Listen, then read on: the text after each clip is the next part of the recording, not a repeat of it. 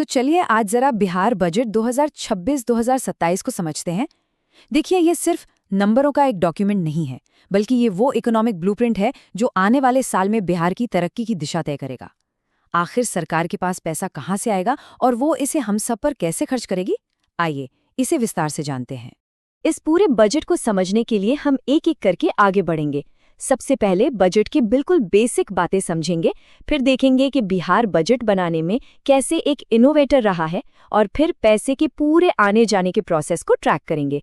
इसके बाद हम राज्य की आर्थिक सेहत का विश्लेषण करेंगे, देखेंगे कि पैसा किन सेक्टर्स में सबसे ज्यादा जा रहा है और आखिर में सरकार के बड़े विजन 7 निश्चय से इसे जोड़ेंगे। किसी भी बड़ी इमारत को समझने के लिए उसकी नींव को समझना जरूरी है ना? तो शुरुआत करते हैं सेक्शन 1 से, बजट के मूल सिद्धांत, यानी इसे बनाने के नियम क्या है और सरकारी खर्च कितने तरह का होता है। ये स्लाइड हमारे संविधान के उन आर्टिकल्स को दिखाती है जो बजट की नींव हैं। ध्यान दीजिए, आर्टिकल 202 राज्य के बजट के लिए है और 112 केंद्र के लिए। और हाँ, यहाँ एक बहुत ही कमाल की ट्रिक भी है। अगर आप राज्य के आर्टिकल से 90 घटा दें तो आपको केंद्र का संबंधित आर्टिकल मिल जाएगा। ये इसे याद रखने का एक बहुत ही आसान तरीका है। तो सोचिए, सरकार की तिजोरी से जो भी पैसा निकलता है वो इन 3 रास्तों पर ही जाता है। पहला है योजना खर्च, मतलब नई स्कीम्स और डेवलपमेंट के कामों पर होने वाला खर्च। दूसरा है स्थापना खर्च, जिसमें सरकारी कर्मचारियों की सैलरी और ऑफिस चलाने का खर्च आता है। और तीसरा प्रतिबद्धता खर्च, यानी जो पुराने लोन और उनका ब्याज चुकाने में जाता है। चलिए अब आगे बढ़ते हैं। अब ये देखते हैं कि बिहार ने इस बजट प्रक्रिया को कैसे अपनाया है, क्योंकि बजट बनाने के मामले में बिहार काफी आगे रहा है। तो सेक्शन 2 है बिहार के अग्रणी मील के पत्थर। ये टाइमलाइन एक तरह से बिहार की सोच की कहानी बताती है। 2006-07 में आउटकम बजट से शुरुआत हुई, जिसका मकसद था कि खर्च के नतीजों को मापा जाए। फिर 2008-09 में आया जेंडर बजट, फिर चाइल्ड बजट और हाल ही में 2020-21 में पर्यावरण के लिए ग्रीन बजट। ये दिखाता है कि बजट कितना फोकस्ड होता गया है। ठीक है, तो अब तक हमने बेसिक्स और इतिहास समझ लिया। अब सेक्शन 3 में हम असल पैसे की यात्रा को ट्रैक करेंगे। ये आता कहाँ से है, सिस्टम में कैसे घूमता है और आखिर में खर्च कैसे होता है। इस चार्ट को देखकर कंफ्यूज होने की बिल्कुल जरूरत नहीं है। इसे आसान भाषा में समझते हैं। बजट के 2 मुख्य हिस्से हैं। एक है राजस्व या रेवेन्यू, जो सरकार के रोजमर्रे के हिसाब किताब से जुड़ा है, जैसे टैक्स से कमाई और सैलरी पर खर्च। और दूसरा है पूंजीगत या कैपिटल, जो भविष्य के लिए होता है, जैसे नए स्कूल, सड़कें या अस्पताल बनाना। बजट को पास करना कोई एक दिन का काम नहीं है।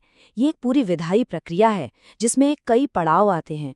पहले सभी विभाग अपनी अपनी ज़रूरतें बताते हैं, फिर बजट विधानसभा में पेश होता है, उस पर बहस होती है, समितियां उसकी जांच करती हैं, वोटिंग होती है और आखिर में राज्यपाल की मंजूरी के बाद ही ये लागू होता है।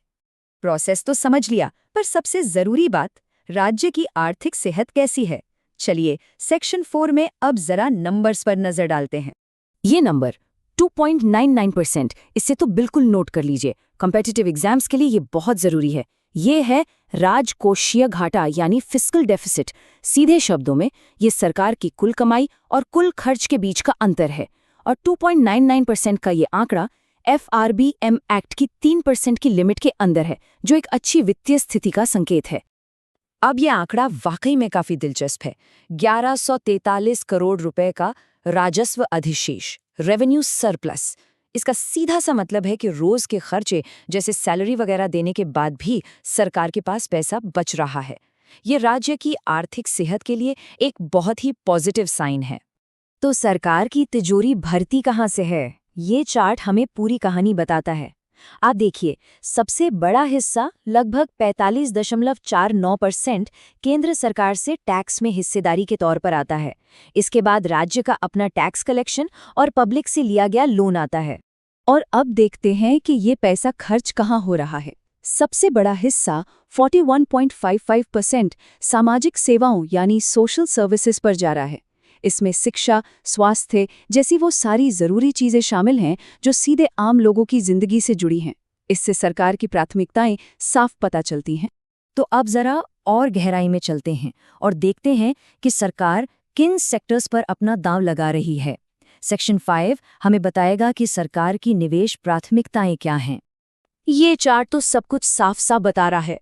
टॉप पर है शिक्षा क्षेत्र, जिसे बजट का सबसे बड़ा हिस्सा मिला है। प्राथमिकता बिल्कुल स्पष्ट है। इसके ठीक बाद है ग्रामीण विकास और फिर स्वास्थ्य क्षेत्र।